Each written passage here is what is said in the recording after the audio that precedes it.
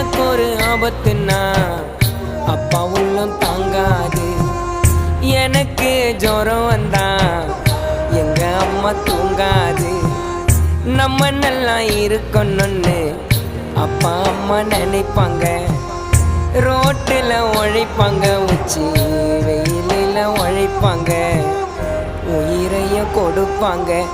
அம்மா அப்பா அம்மா அப்பா அம்மா.